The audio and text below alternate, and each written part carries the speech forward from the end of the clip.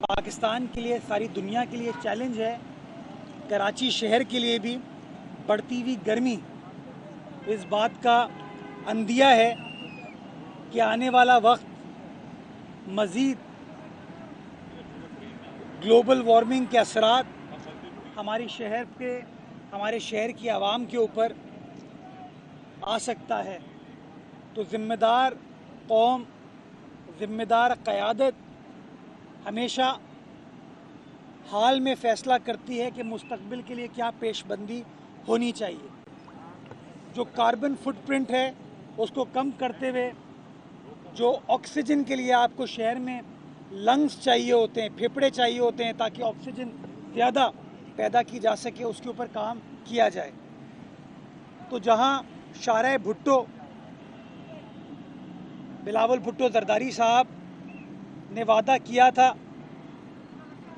कि शारे भुट्टो की तामीर को जल्द मुकम्मल किया जाएगा और 22 तारीख को इंशाअल्लाह चेयरमैन पीपल्स पार्टी जनाब बिलावल भुट्टो जरदारी साहब शारे भुट्टो का कयूमाबाद से काठौर और काठौर से कयूमाबाद, ये तकरीबन कोई 38 किलोमीटर लंबी 6 लेन चौड़ा एक्सप्रेसवे बनाया गया है, जिससे घंटों का सफ़र जो है, जो लोग घंटों तक कराची की सड़कों पर फंसते थे, चाहे वो आम शहरी हो, दफ्तर जाने वाला आदमी हो, घरेलू लोग हो, मज़दूर हो, या हेवी ट्रैफिक जो कि कराची की बंदरगाह से निकल के पाकिस्तान के मुख्तलिफ हिस्सों में जाती है, वो घंटों फंसती थी।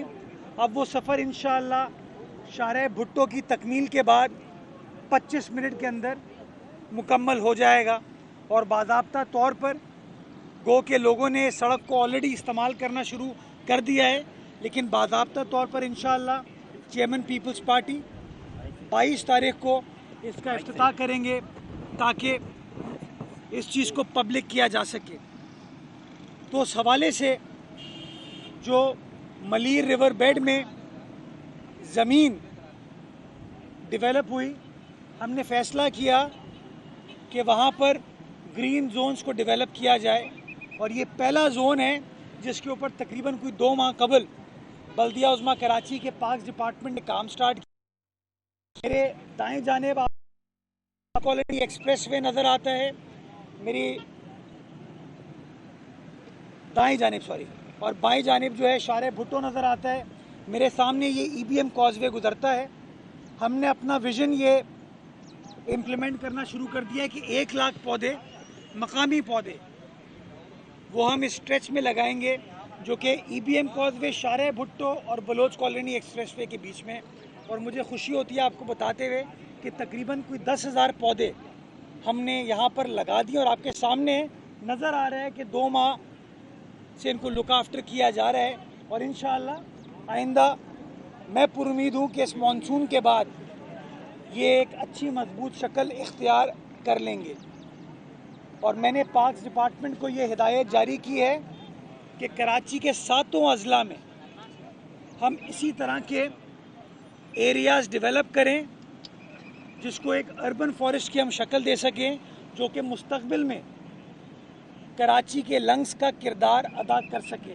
जिस तरीके से किडनी हिल इस वक्त कर रहा है, जिस तरीके से कोरंगी में हमने इंक्रोचमेंट को क्लियर करके वहाँ की ग्रीन बेल्ट पर आज से कोई 3 साल कबल नीम लगाए थे, उसका एक बड़ा इम्पैक्ट आया है। गटर बागीचा पे हमने काम स्टार्ट कर दिया है।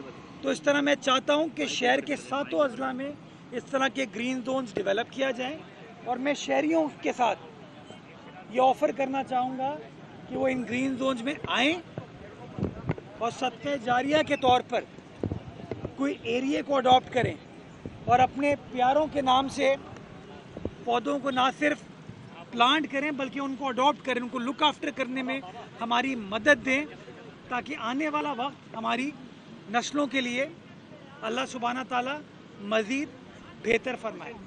जहाँ मैं इंफ्रास्ट्रक्चर की बात कर रहा हूँ, सिर्फ जिस जगह पे मैं मौजूद हूँ, मैं सिर्फ इस हवाले से आपको बताना चाहूँगा कि शारे Bhutto colony expressway, Korangi causeway का ब्रिज, ये तीनों और मरहूम सेनेटर ताज हैदर साहब की याद में मंसूब ब्रिज, ये चारों प्रोजेक्ट्स हमने मुकम्मल करके यहाँ की आवाम के लिए जो एक मेजर इशू था उसको हल करने के लिए अपना किरदार अदा किया है और ये प्रोजेक्ट्स मुकम्मल हो चुके हैं। इंशाअल्लाह यहीं पर ये एक बहुत बड़ी ख़बर है जो कि बदकिस्मती के साथ उस तरीके से मीडिया पर हाईलाइट नहीं हुई। स्पेशल बच्चों के लिए इंक्लूसिव सिटी 80 एकड़ पर, यही मेरे पीछे ये शारे भुट्टो के पीछे 80 एकड़ पर मुहित एक इंक्लूसिव सिटी हम बना रहे हैं जिसमें स्पेशल बच्चे जो हमारे हैं, डिफरेंटली एबल्ड बच्चे जो हमारे हैं, जिनको वैसे नॉर्मल मामलात में शायद उस तरीके से प्रायोरिटी बदकिस्मती के साथ नहीं दे पाते और वो एक निगलेक्टेड एस्पेक्ट है हमारे मुआशरे का, उसको एड्रेस करने के लिए बिलावल भुट्टो जरदारी साहब के नुमाइंदों ने, बिलावल भुट्टो जरदारी साहब की हुकूमत ने वो इंक्लूसिव सिटी बनाने का फ़ैसला किया है। ज़मीन मुख्तस कर दी गई है और इसकी डेवलपमेंट का काम स्टार्ट हो गया है, जिसको इंशाअल्लाह आइंदा चंद सालों में उस प्रोजेक्ट को मुकम्मल किया जाएगा ताकि हमारे जो डिफरेंटली एबल्ड बच्चे हैं उनके लिए एक कंप्लीट सलूशन पाकिस्तान पीपल्स पार्टी की हुकूमत की जानिब से पेश की जा सके। इसी तरीके से मैं वज़ीर आला सिंध का, अपने पार्टी के चेयरमैन का शुक्रगुज़ार हूँ कि हमने अपने मंशूर में जो सेवरेज ट्रीटमेंट के हवाले से वादा किया था उस वादे की तकमील के लिए जो हमारा TP1 का प्लांट था उसमें तकरीबन बिजली के काम को मुकम्मल करने के लिए जो फाइनेंसेस दरकार थे वो रिलीज़ कर दिए गए हैं, जिससे हमें इंशाअल्लाह 30 जून या मिड जुलाई तक इंशाअल्लाह हमारा जो TP1 का 35 MJD का प्रोजेक्ट है उसको हम मुकम्मल करने में कामयाब हो पाएंगे। आप में से चंद दोस्त मेरे साथ वहाँ चले थे और आप देख पाए थे कि वो कितना बड़ा काम कराची शहर में पीपल्स पार्टी कर रही है। इस तरह का कोई मंसूबा पाकिस्तान में नहीं है और कराची इस मामले पर भी लीड ले रहा है। बाकी जो तरक्याती काम है अल्हम्दुलिल्लाह कराची शहर के अंदर इस वक्त जारी व सारी हैं और जो मैंने वादा किया था इस साल की इब्तिदा में कि ये साल तरक्याती कामों का और उनकी तकमील का साल है और सिर्फ बल्दिया उज़्मा कराची KDA नहीं, ट्रांसपोर्ट डिपार्टमेंट नहीं, हेल्थ डिपार्टमेंट नहीं, सिर्फ KMC टाउन्स नहीं, सिर्फ KMC तकरीबन कोई 68 अरब रुपए इस साल खर्च करेगी। वो काम तेज़ी के साथ जारी है और इंशाअल्लाह नेक्स्ट मंथ ऑनवर्ड्स आप उन प्रोजेक्ट्स की तकमील का एक सिलसिला स्टार्ट होगा जो कि अगले 6 माह के अंदर आप बहुत सारे प्रोजेक्ट देखेंगे जो कि मुकम्मल होते जाएंगे, जिससे कराची के शहरियों को इंशाअल्लाह मुश्किलात में कमी आएगी। इस उम्मीद के साथ कि आने वाला वक्त सारे कराची के लिए, सारे सिंध के लिए, सारे पाकिस्तान के लिए अल्लाह सुब्हाना ताला मज़ीद बेहतर फरमाए और हम अपनी आने वाली नस्लों के लिए ये हरा भरा मुआशरा छोड़ के जाएँ। पाकिस्तान जिंदाबाद। अच्छा मुर्तज़ा साहब ये बताइएगा कि आज आप बिलावल भुट्टो तर्जुमान बने हुए हैं तो उसके हवाले से हमें बताइए कि आप पाकिस्तान पीपल्स पार्टी बिलावल भुट्टो जरदारी के जो तर्जुमान भी हैं और पाकिस्तान हुकूमत के तर्जुमान भी हैं, तो ये मुल्क में 28वीं तरमीम का जो शोशा चल रहा है तो उसके हवाले से क्या कहेंगे? पाकिस्तान पीपल्स पार्टी उसको फेस करेगी या मुज़ाहमत में जाएगी? देखिए, तर्जुमानी तो तब की जाती है जब लीडर की जानिब से कोई स्टेटमेंट ही ना आए। गालिबन बिलावल साहब ने पिछले हफ्ते इस्लामाबाद में एक प्रेस कॉन्फ्रेंस की थी और जब उनसे किसी सहाफ़ी दोस्त ने सवाल पूछा तो इस हवाले से उन्होंने जवाब दिया कि 28वीं तरमीम अभी तक हमारे साथ शेयर नहीं की गई, हमारे साथ कोई मुसव्वदा डिस्कस नहीं किया गया और उन्होंने कहा कि इस तरह की कोई चीज़ ज़ेरे गौर नहीं है। चंद वफाकी वज़रा ने ऐसा स्टेटमेंट ज़रूर दिया है, लेकिन गालिबन if I am not mistaken वफाकी वज़ीर इत्तलात ने यह कहा है कि इस तरह की कोई तजवीज़ इस वक्त ज़ेरे गौर नहीं है, या वज़ीर क़ानून ने भी इस तरह की स्टेटमेंट दिया है कि इस तरह की कोई तजवीज़ ज़ेरे गौर नहीं है। तो जब इस तरह की कोई चीज़ ज़ेरे गौर है नहीं तो मेरे ख़्याल में मफरूज़ों पर मबनी गुफ्तगू नहीं करनी चाहिए। अगर इस तरह की कोई चीज़ होगी तो वो ब्लैक एंड वाइट में होगी, तमाम चीज़ें आपके सामने आ जाएंगी, और जब कागज़ सामने आएगा तो पीपल्स पार्टी की जो राय होगी उसके अंदर वो भी आपके साथ शेयर कर ली जाएगी। मेयर साहब, तो ये सुबह कल वफाकी वज़रा ने जो है, साबका वफाकी वज़रा ने प्रेस कॉन्फ्रेंस की है और कराची शहर का विजिट किया, किसी मज़ार पे जाना था उन्हें, तो उन्होंने कहा कि कराची खंडरात में तब्दील हुआ है इस वक्त, और इतनी बदहाली, मिसाली बदहाली है, इससे पहले कभी नहीं थी। उस वक्त 35,000 अरब रुपए दिए गए हैं सिंध गवर्नमेंट को, वो कहाँ लगे, 1% भी कराची में नहीं लगा। दूसरी तरफ आप तरक्याती कामों का जिस तरह देख रहे हैं, पीछे नज़र आ रहे हैं, काम कर रहे हैं, और जमात इस्लामी 1,000 गलियों की तामीर की बात कर रही है, MQM 50 अरब रुपए वफाक से मिले हैं उसके बात कर रही है। तो ये लोगों को तरक्की नज़र नहीं आ रही है, तो ये कागज़ों में तरक्की है क्या? असल सूरत हाल क्या है? ये बाहर से आके जो अचानक जो है उन्होंने ये इतना जो है कराची के बारे में राय दी है, तो आपकी मेहनत पे तो पानी फेर रहे हैं वो। अच्छा, बड़ा एक अनफॉर्चुनेट फिनोमेना है हमारे मुल्क में, जब बंदा हुकूमत में होता है तो कराची आता नहीं है, और जब हुकूमत में नहीं होता, अपोजिशन में होता है, तो कराची आता है, प्रेस कॉन्फ्रेंस करता है। शहबाज शरीफ साहब वज़ीर आज़म पाकिस्तान हैं, अल्लाह ताला उनको इज़्ज़त दे। जब वो अपोजिशन लीडर थे तो वो कराची तशरीफ़ लाए थे, और आप मीडिया के दोस्तों से गुफ्तगू करते हुए उन्होंने कहा था कि कोई सूबाई हुकूमत, कोई मकामी हुकूमत कराची के मसाइल अकेले हल नहीं कर सकती, और वफाकी हुकूमत को साथ देना चाहिए मकामी हुकूमत का, सूबाई हुकूमत का। ये स्टेटमेंट उन्होंने दिया था। जब वो वज़ीर आज़म बने तो पता नहीं आखिरी बार कराची कब आए थे, आखिरी बार कराची के नुमाइंदों से उन्होंने कब गुफ्तगू की थी, और आखिरी बार कराची के तरक्याती काम के लिए उन्होंने कब फंड्स मुख्तस किए थे। जो वफाकी वज़रा आए, मैं एहतराम के साथ, मोहम्मद अली दुरानी साहब थे, उनको आपने 2008 के बाद कभी देखा, जब परवेज़ मुशर्रफ साहब का दौर ख़त्म हुआ? फवाद चौधरी साहब मेरे बड़े भाई हैं, दोस्त हैं, वफाकी वजारत से हटने के बाद बड़े अरसे तक आपने उनको देखा। उनके साथ आमिर कियानी साहब आए हुए थे, इमरान इस्माइल साहब मौजूद थे। इमरान खान साहब ने 162 अरब रुपए का वादा किया, फिर 1100 अरब रुपए का वादा किया, कुछ भी नहीं हुआ। तो मेरा मानना ये, हमारे जो सहाफ़ी दोस्त, क्योंकि मुझसे अगर गुफ्तगू करेंगे तो मैं तो जवाब दूंगा उनको, बताऊंगा उनको। मैं आप सहाफ़ी दोस्तों से चाहता हूँ, जब आपके सामने वो लंबी लंबी छोड़े ना, तो आप लोगों को काउंटर सवाल तो पूछना चाहिए ना कि फवाद चौधरी साहब, आप जब वफाकी वज़ीर थे तो आपके वज़ीर आज़म ने 162 अरब रुपए या 1100 अरब रुपए का वादा किया, वो कहाँ गए? वो खर्च कर लिया आपने। जब वादे वफा नहीं कर सकते हो तो वादे करते क्यों? तीसरी चीज़ देखिए, हम अपने काम पर चल रहे हैं। जो लोग कहते हैं शहर में काम नहीं हो रहा, तो क्या शाहराह भुट्टो आपके घर के अंदर बनी है? कोरंगी कॉजवे का ब्रिज क्या ताहिर भाई के घर में बना है? ताज हैदर साहब के नाम से ब्रिज काजी साहब के घर में बना है। EPZA पर ब्रिज फरीद भाई के घर में बना है। अभी अजीमपुरा पे फ्लाईओवर क्या सुलेमान के घर पे बन रहा है? बदकिस्मती के साथ मैं ओपनली कराची वालों के सामने ये मुकदमा रखना चाहता हूँ कि जितने भी अफराद हैं ना, मुझे इनका इंटरेस्ट कराची शहर से नज़र नहीं आता। ऑपोजिशन में आएंगे, बात करेंगे, आप लोग जाते हैं, इज़्ज़त भी देते हैं, लेकिन इनसे पूछें बाबा, जब हुकूमत में होते हो तब क्या होता है? और मैं चाहूँगा कि यार 1100 अरब छोड़ो, कुछ तो देना शुरू करो। मैं अलीम खान साहब आते ना, कहते हैं कि यार कराची का बुरा हाल है, कैसा बुरा नहीं मानिएगा, हाँ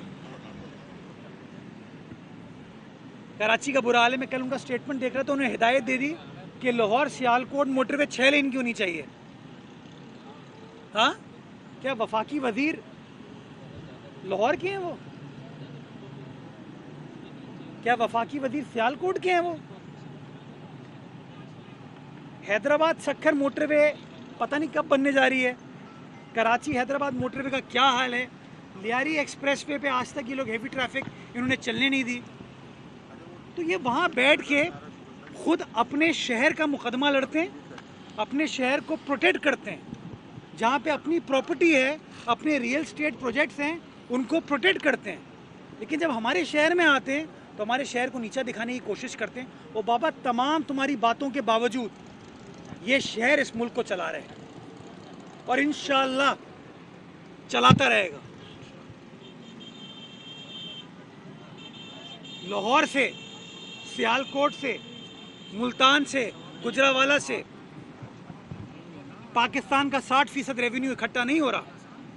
तुम्हारे पूरे शहर से जितना टैक्स इकट्ठा होता है ना, उतना हमारी एक कमर्शियल मार्केट से इकट्ठा होता है। और तुम लोग आके हमें लेक्चर देते हो।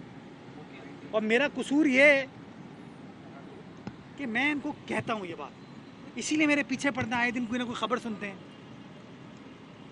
तो यार, मैं शहर के साथ मुखलिस हूँ, शहर के लोगों के साथ मुखलिस हूँ, क्योंकि शहर का इंटरेस्ट इस मुल्क के साथ अटैच्ड है।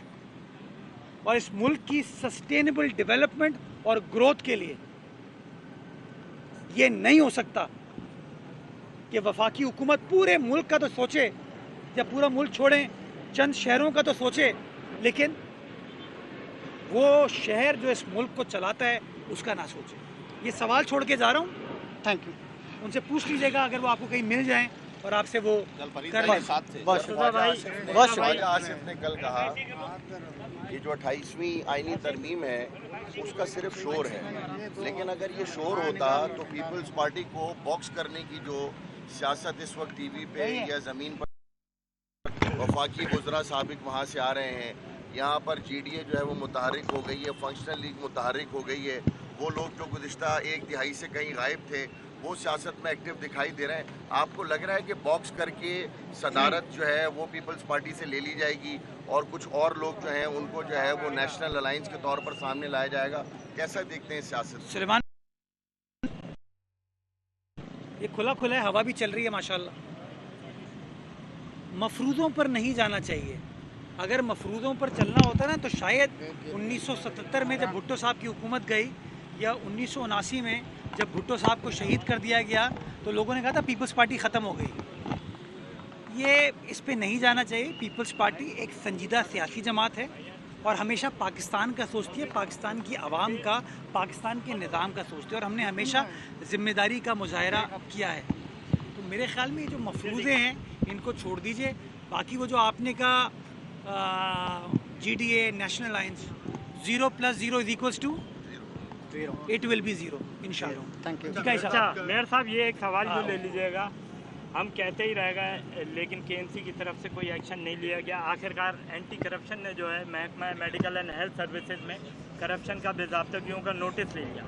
अब हम आपसे क्या उम्मीद करते हैं, क्योंकि आपने हमेशा वॉर फुटिंग बेसिस पे ऐसे इकदाम किए हैं, तो क्या अब आप कोई इस तरीके का कोई इकदाम करेंगे या फिर इसको let it go? मैं माशाल्लाह आपकी ताकत का वो हूँ, मोतरफ़ हूँ कि आपका पावर ऐसी है कि एंटी करप्शन ने आपकी बात पर नोटिस ले लिया। मैं इस बात का आपको बरमला कहता हूँ कि कोई बेज़ाब्तगी हो, कोई गलत चीज़ हो, उसको ना सपोर्ट किया है ना करेंगे।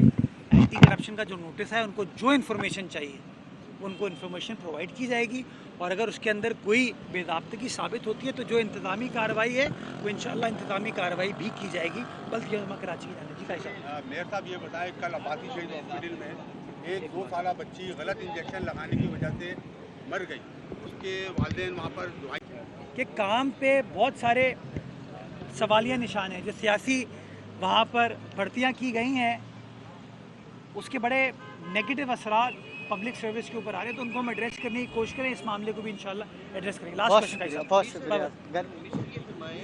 कुछ प्रोजेक्ट तो इंशाल्लाह इसी साल पूरे हो जाएंगे, लेकिन बेशतर ऐसे प्रोजेक्ट हैं जो कि ये जो है वो ख़त्म होने के बाद भी चलते रहेंगे। तो इस हवाले से वज़ीर बल्दियात ने कल इस बात की खुद इंडोर्स किया, तस्दीक की है कि हम ऐसा कानून ला रहे हैं कि जब तक इंतखाबात ना हो, जब तक ये सेटअप चल सके। उस हवाले से आपके पास क्या इन्फॉर्मेशन है? दूसरी बात, आपने एक कई दफ़ा बरमदा इज़हार किया, जैसे आपने कहा जारी फोकस भर्तियों को किसी भी पार्टी की हो, जी जी जी उनके नाम आपने, लेकिन आज तक ना नाम पब्लिश हुए, ना मैं कई साहब नाम इसलिए नहीं लेता, देखें हर किसी की इज्जत नफ्स है, मैं उसको ख़राब नहीं करना चाहता। जो इंडिविजुअल जिसका नाम आएगा वो फिर उसके ऊपर अगेन चहमगोइयाँ स्टार्ट हो जाएंगी। लेकिन हाँ, जो सियासी भर्ती हुई, जो डुअल एम्प्लॉयमेंट की गई, हमने सैप सिस्टम अपना KMC में और वाटर बोर्ड में किया, उसका नतीजा ये हुआ अल्हम्दुलिल्लाह, मुझे खुशी होती है आपको बताते हुए कि वो मुलाजमीन जो काम तो शायद नहीं कर रहे थे लेकिन वाटर बोर्ड से भी और KMC से तनख्वाह ले रहे थे, उनको हमने पकड़ लिया। और अभी इंशाल्लाह टाउन्स के अंदर भी सैप सिस्टम फाइनलाइज होने जा रहे हैं, तो इस तरह के जो लोग वहाँ से भी तनख्वाह ले रहे होंगे उनको भी तनख्वाह बंद नहीं करें, हम इंतज़ामी कार्रवाई उनके ख़िलाफ़ करें ताकि वो नौकरी से जाएँ, ताकि उनको पेंशन की लाइबिलिटी हमारे ऊपर ना हो। तो हम ये तमाम चीज़ें करने की कोशिश कर रहे हैं ताकि जो भी मुस्तकबिल का मेयर हो उसको माली एतबार से ये दुश्वारियाँ ना हो। बाकी मैं तो हमेशा डेस्टिनी में बिलीव करता हूँ, जो किस्मत में लिखा होगा वो होगा। किस्मत में लिखा था कि मेयर बनूँ, मेयर बन गया। अगर किस्मत में लिखा है कि कंटिन्यू करूँगा या वापस री इलेक्ट होऊंगा तो अल्लाह ताला और पार्टी की क़यादत और कराची की आवाम फ़ैसला करेगी। मैं ये फ़ैसला करने वाला हूँ नहीं। बहुत शुक्रिया।